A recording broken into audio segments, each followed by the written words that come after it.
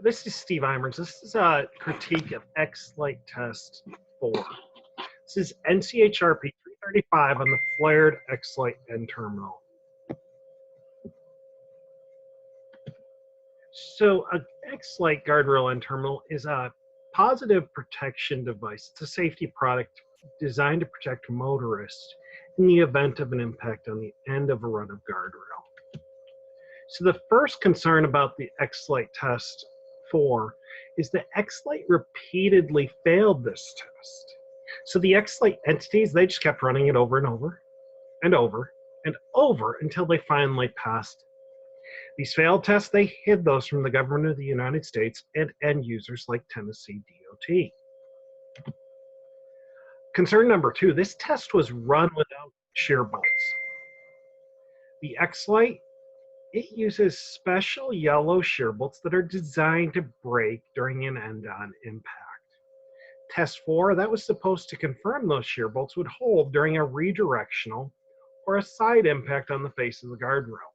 But instead, the X-Lite entities use non-breakable bolts in place of those special yellow shear bolts.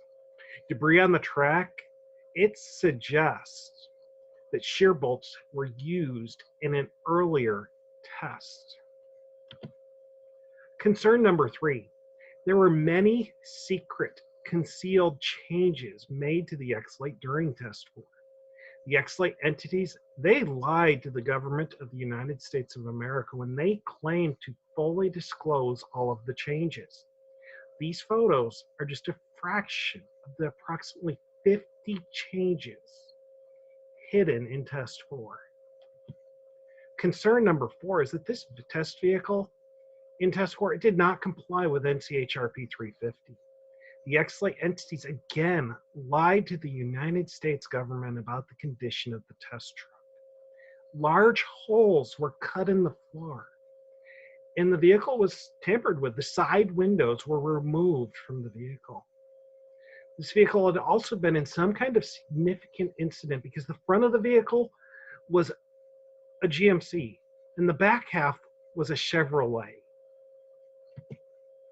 Concern number 5 is that documents submitted in the X-Lite test report show that two tests were actually merged into one. You can see here, one test was run on September 22nd, the other one was run on 9/28, and this was presented as a single test. Also, the condition of the test track surface. The test track does not appear to be standard AASHTO soil. The test track included crushed rock and also a paved surface.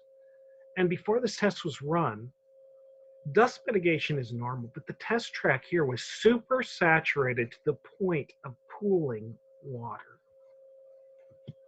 So what are the consequences of the fraud in test 4? Well, the X-Lite was never properly tested on a side or redirectional impact. The X-Lite was presented as crashworthy when in fact it was not. The government of the United States and multiple state DOTs have been defrauded. But most importantly, you can see here, this is a side impact, a face impact on an X-Lite in a northern state. The individual died. And there have been multiple people around the United States that have died when impacting the face of an X-Lite guardrail, and it did not properly redirect them back onto the roadway. These are families that have been broken because Lindsay Transportation Solutions and the X-Lite entities chose profits over life. They committed fraud and decided to kill people.